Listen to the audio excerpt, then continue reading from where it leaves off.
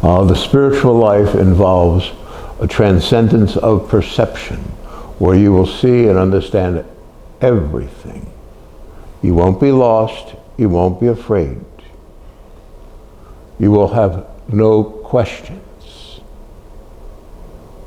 And you won't have answers. You'll have a transcendent perception of reality as it is.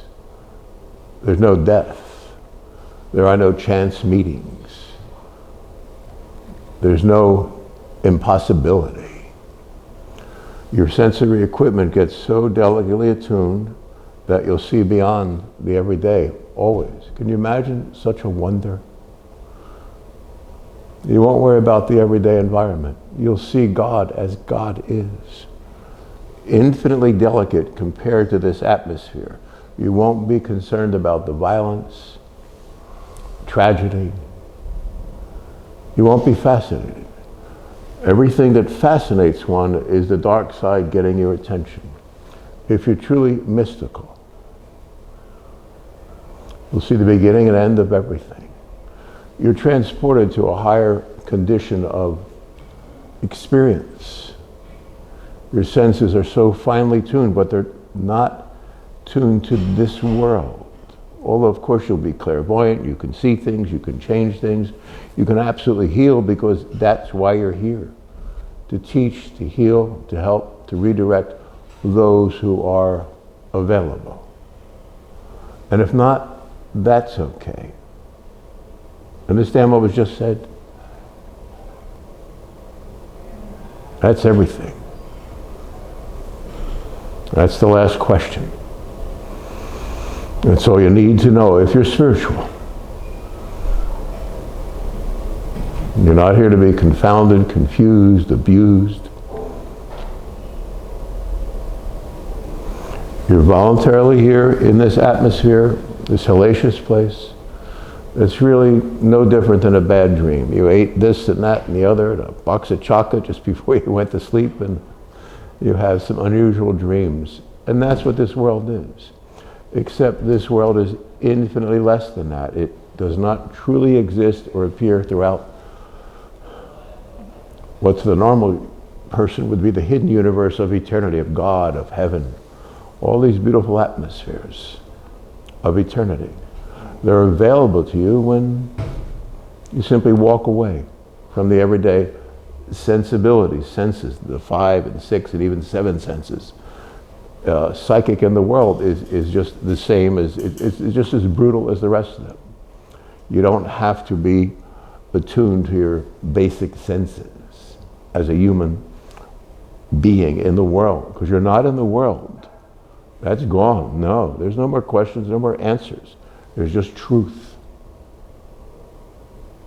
And you'll sit there long enough to invite as many as will come to this last wonderful evening of ours,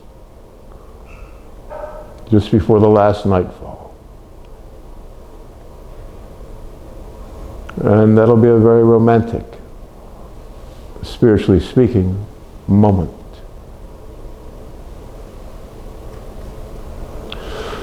The end of the madness is in your, my, our consciousness. There's no fear, there's no hope, there's no dream, there's no teaching or healing. You're not trying to focus on anything. This condition called illumination, spirituality, nirvana, the beatific vision, the vision of God, where the world disappears, is it's forever. And it's endlessly. I have to use human words which do not begin to depict the beauty of spiritual awareness. It's just wonderful. Infinitely. These are not just words. I'm not saying this to make something sound better than it is. It's what was just said is infinitely less than the actual experience, the apprehension directly of God. So we see God originally through the face of beauty. You know, a great theater, you could make something seem fascinating and wonderful about a 23-year-old young lady or gentleman in a certain setting, and a little bit of class and elegance and beauty and integrity, and you're fascinated with it. And it's because you're touching those deeper sensibilities where we appreciate life, where we love life, where we want to live, beyond the everyday. And that's what great art does. That's what a great artist seeks to invoke, something of a better way, a better time, a higher place. And in spiritual consciousness, you are an artist with your consciousness.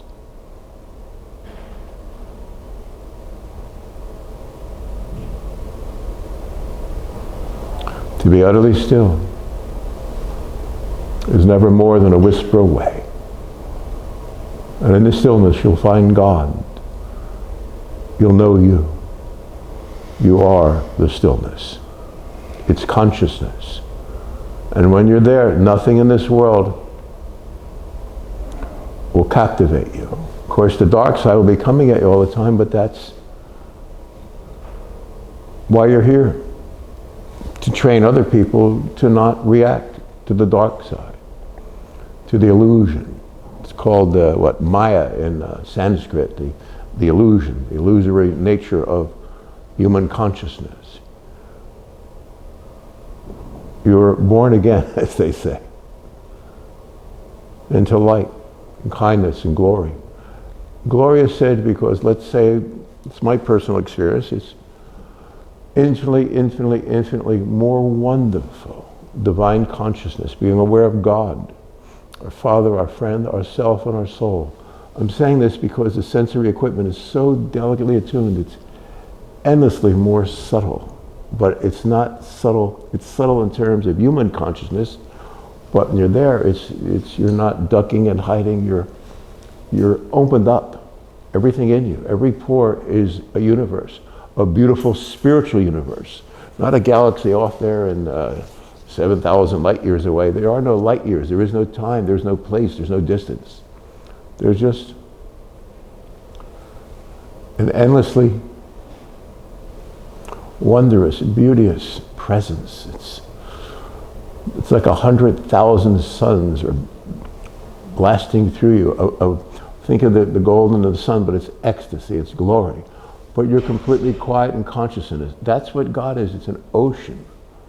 God is an ocean of kindness, but dignity, of beauty. There are no human words. There are no human words to begin to depict this kind of beauty and elegance and dignity and wonder. And it's all yours. And yet it keeps folding within itself and bursting with sunlight, a divine sunlight. And so wonderful. Why would you want to walk away from that? Why can't we sit quietly? Sitting quietly alone is the most wonderful thing. It surpasses love itself. And when you're there, you can help and heal and correct. You can change. You can judge the world. That's simple. I'm just one spiritual person, but I know I'm born to judge this world, as it were. But something is done within me because this is a mistake.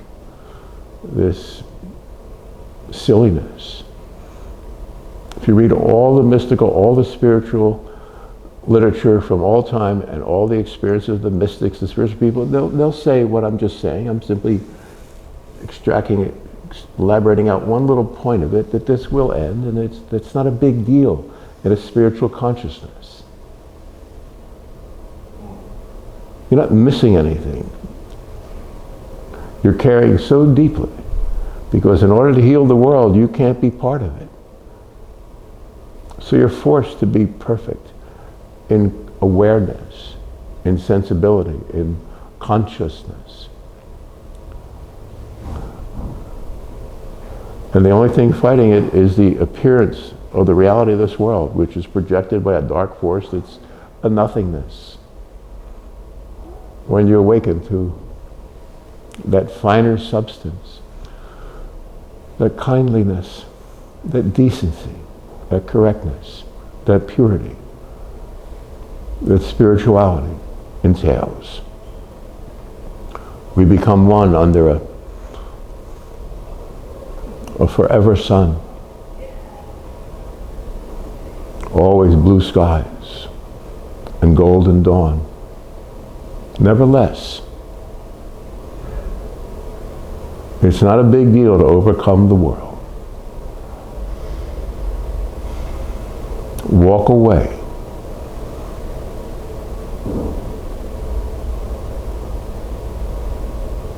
And then when all this, and when you know this, and then when all this dark array comes at you, you're like looking at it like so many fireflies in the night. It's just there and gone, there and gone. It tries to get you, and don't reach out, don't reach in, don't react, don't think, don't feel, don't believe, don't breathe. And in that quiet mist of that last dawn of the last day of time in your consciousness, you'll see him, the only God. You'll be God's shining light. And you are the hope of all the decent and kindly souls. All the well-intended hearts need you. So you'll understand everything about this human life. Everything, every aspect of consciousness. In order that you teach that it doesn't get in the way of your being a gift. For you truly are a gift. My friend Annette calls it a forever gift. It's just in purity, in decency, in awareness.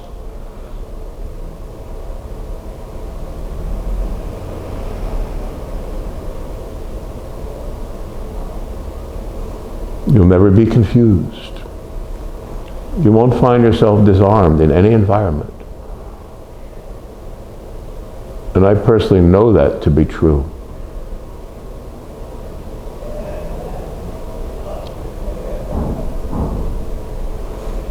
Our only difficult will be finding well-intended souls and bringing them in. Bringing in the sheep. Bringing in the sheep.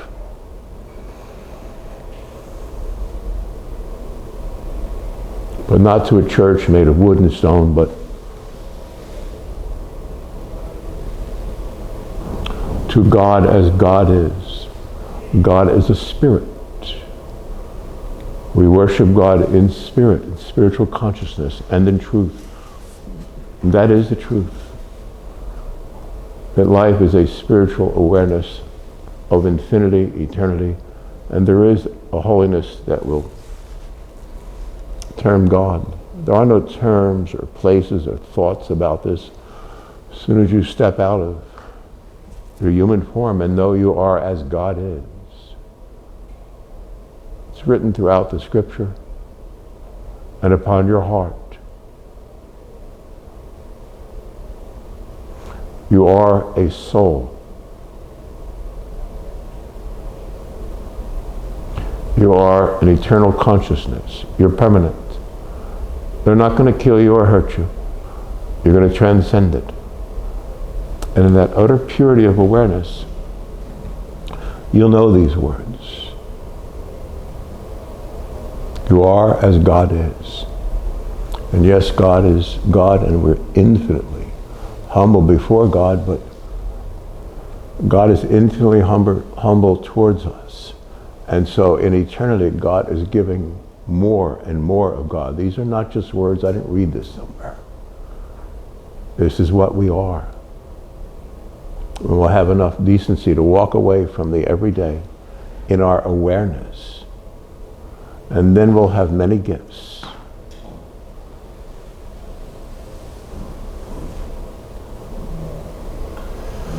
There'll be no concern, no defilement, no evil, all that stuff in the world. See, it makes you cringe. You are a free soul. Free your mind, free your heart. Through this process called prayer, meditation, reflection. It's very simple. And you're very good. And you are the light that was to come. It's a very quiet light. It shines out from us. And you'll feel deep in the core of it the presence of Almighty, everlasting, infinite God. God's self and soul are in our heart. It's wonderful.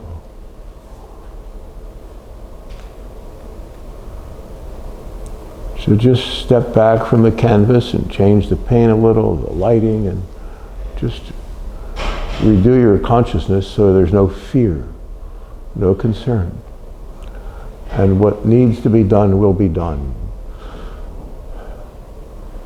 Describing the details of how to do this or that right now, or certain healing, or it doesn't matter. It will come. It will come. It will be there all day, every day. Everything in the world is the illusion. It's coming at you like a kaleidoscopic. And settle down and you'll walk right through the center of it. There's an openness. The width of eternity. You are eternity, except nothing less. In your awareness, and in the subtlety of your soul, and the purity of your love with God. And the old scripture keeps talking about the loving kindness of God, the loving kindness, and not to be afraid, and so forth. It's Proverbs and so forth. It's just a. It was meant in a very mystical sense. People misapprehend so much of it. And there are spiritual writings throughout this world. The truths of the life of the mystic, which is simply someone that's so good and kind and well-intended inside that they're not really here. You're not really here. You'll overcome the silliness of material belief to the facts of eternity.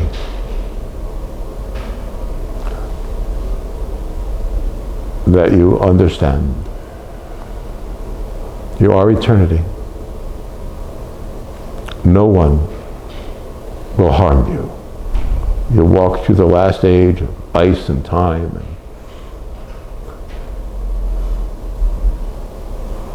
And you'll swallow up the evil one and lift the kind ones. And that's how it ends. There's not hope. There is no fear. There is no time or place.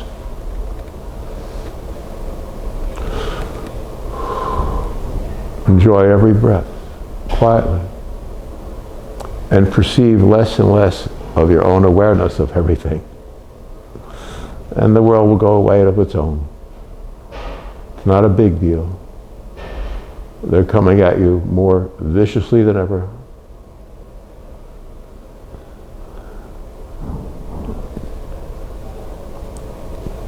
Be happy. You've overcome the world. Thank you.